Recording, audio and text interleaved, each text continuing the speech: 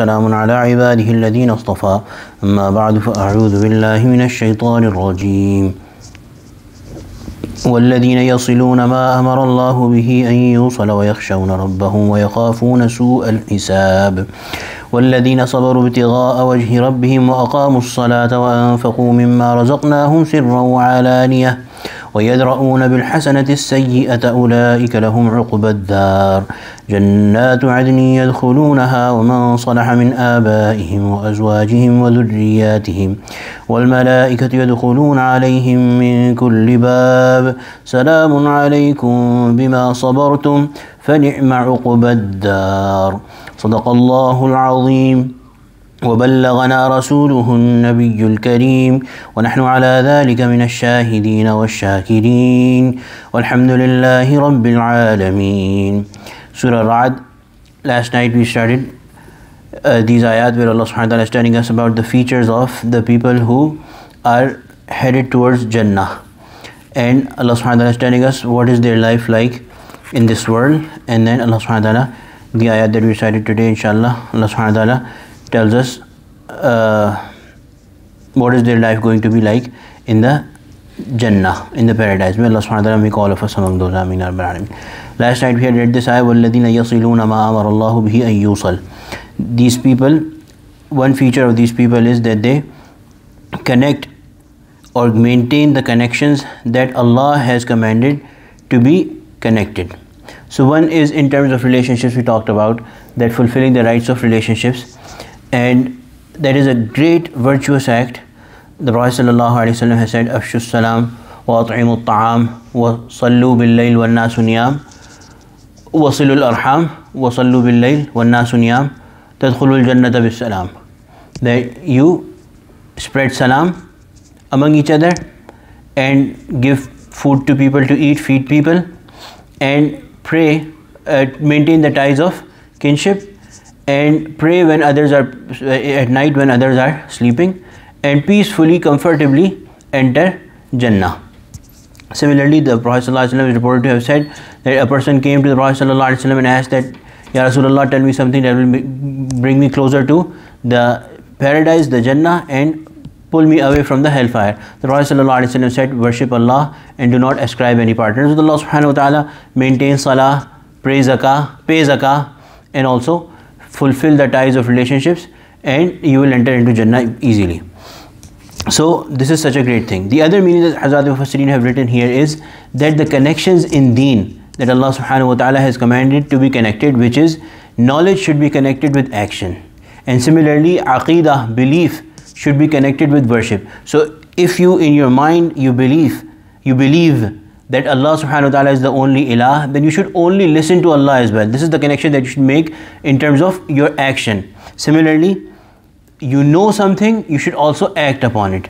You know something is bad, you should also stay away from it. Those are the connections that Allah subhanahu wa ta'ala has also commanded to be connected. وَيَخْشَوْنَ رَبَّهُمْ وَيَخَافُونَ سُوءَ الْحِسَابِ. They have awe of their Lord, respect of their Lord, and they are afraid of a bad reckoning, an evil reckoning. And what should we do to safeguard ourselves from the hardships of the day of reckoning? Allahumma hasibna hisaban yasira. The Prophet ﷺ has taught us this dua, Allahumma hasibna hisaban yasira. Oh Allah, reckon us an easy reckoning. Have our accountability, make our accountability easy. And the Prophet ﷺ has explained that what is the easy reckoning? That you are not asked any questions by Allah subhanahu wa ta'ala. You enter into Jannah without any hisab, without any reckoning. وَالَّذِينَ, and these people, صَبَرُوا ابْتِغَاءَ وَجْهِ رَبِّهِمْ. They have sabr, they have patience, and they do so seeking the pleasure of their Lord. ابْتِغَاءَ وَجْهِ رَبِّهِمْ. So sabr is of three kinds. Sabr anil ma'asiyah, when you want to do something that has been prohibited by Allah subhanahu wa ta'ala and you hold yourself back, that is sabr anil ma'asiyah. Then there is sabr alal ita'ah, you stick firm to the command of Allah subhanahu wa ta'ala even if you find it hard to do. And sabr alal ibtila, or sabr alal bala, that if something has afflicted, some problem, some calamity, some hardship has come into your life, you've lost something or someone, you still stay steadfast and bear it, what Allah has put over you. All these three are included in sabr, but the thing is that one person has sabr in the moment of pain, in the moment of suffering, and seeking the pleasure of Allah subhanahu wa ta'ala, not trying to avoid any something that might come from their friends, or not trying to avoid a bad name, that I'm na'uzubillah not going to do zina, because if somebody finds out, I will be humiliated, or I'm not going to do this and this stuff, I'm not going to show cruelty, because people are going to say how cruel I am. No, for the sake of Allah subhanahu wa ta'ala, for the pleasure of Allah subhanahu wa ta'ala. And the Prophet sallallahu alaihi wasallam has said more or less that sabr, the real sabr, is that sabr which is in the moment of sabr. With time, everybody has patience. For example, you lost somebody, may Allah subhanahu wa ta'ala protect us from all sorts of griefs, but you lost somebody. Now in that moment, do you have patience or not? 5 days later, 10 days later, months later, everybody has to cope with whatever it is. That is not called sabr. Sabr is when you, in that moment of grief and pain and suffering and want, you are being patient and you are seeking the reward from Allah subhanahu wa ta'ala. Second thing is that sabr is when you are, there's sometimes a condition where you just don't have any choice. One example would be you lost somebody. Hazrat has written an example that a thief enters a house and gets caught. So now he cannot steal anything. So that is not sabr, that he is doing sabr, that oh, I came here to steal something and now I cannot steal something. That is not sabr. Sabr is by choice, by your conscious opting for doing sabr. Not that you ran out of choice and you couldn't do anything, so you said now I'll do sabr. So sabr ibtigha'a wajhi rabbi, for the sake of their Lord. Wa aqamus salah, and they established salah. Establishing salah, as has been said multiple times, it is praying salah with taking care of all the requisites of salah, all the mustahabbat, all the sunan, every affiliate of salah, taking good care of it. So making good wuzu, reading salah properly in a sunnah manner, and being careful about your salah, being mindful about your salah, that I have to pray, then I have to pray, then I have to pray, then I have to pray. This is my schedule, this is how I have to do it. This is iqamat as-salah.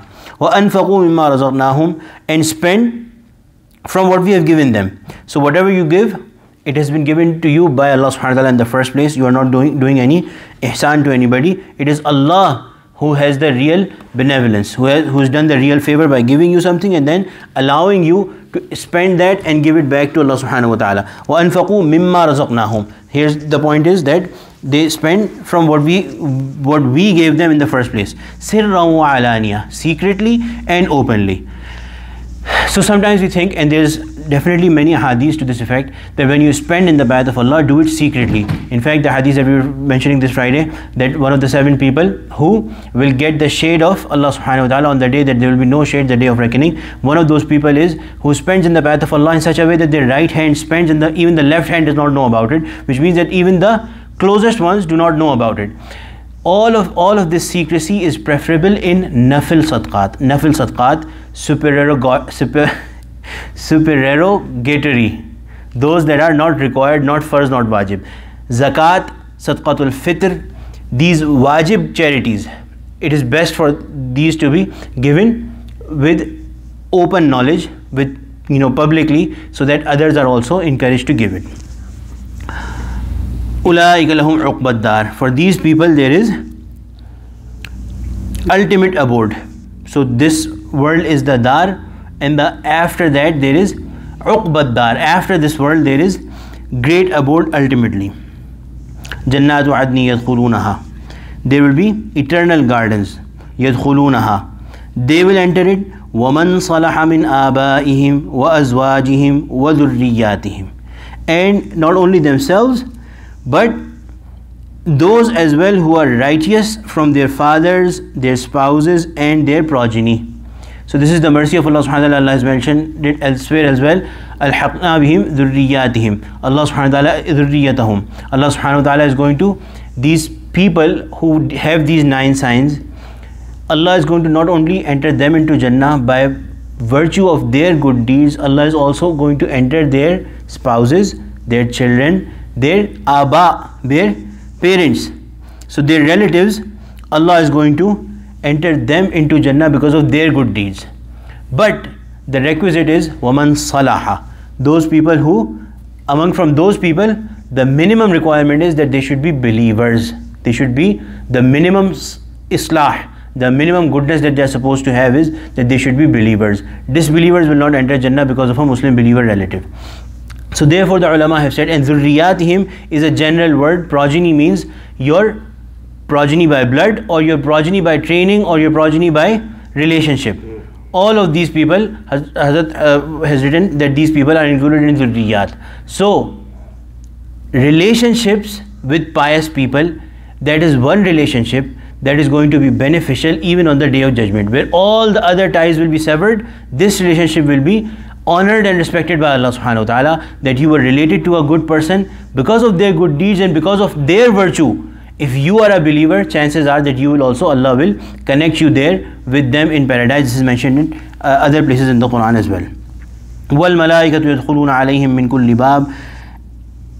Angels will enter upon them, onto them from every gate. Salamun alaykum bima sabartum. It will be said to them, salam upon you, peace upon you, for bima sabartum, for the patience that you had. So again, patience is again those three kinds of patience, that you basically stayed steadfast no matter what the odds were, no matter how hard your life was, no matter how difficult it was, you stayed firm on the command of Allah subhanahu wa ta'ala. Salamun alaykum bima sabartum. Today there is peace and comfort for you, no hardship anymore, no suffering anymore, perfect peace, perfect calm, perfect pleasure is for you. فَنِعْمَ عُقْبَ الدَّارِ. Allah subhanahu wa ta'ala is saying how excellent is their ultimate abode, that world, how excellent it is going to be for them, that their spouses, their families, their children, their fathers, forefathers, their students, all will be there, and they will be given perfect pleasure and perfect comfort there. May Allah subhanahu wa ta'ala make us among the people of Jannah. Ameen ya Rabbal Alameen. Allahumma ij'alna min ahli al-Jannah. Allahumma inna nas'aluka al-Jannata wa ma qarraba ilayha min qawlin wa amal. Allahumma inna nas'aluka hubbak wa hubba man yuhibbuk wa hubba amalin yuqarribu ila hubbik. Wa sallallahu ta'ala ala khayri khalqi sayyidina wa mawlana Muhammad wa ala alihi wa sahbihi ajma'in. Amin bi rahmatika ya arhamar rahimin.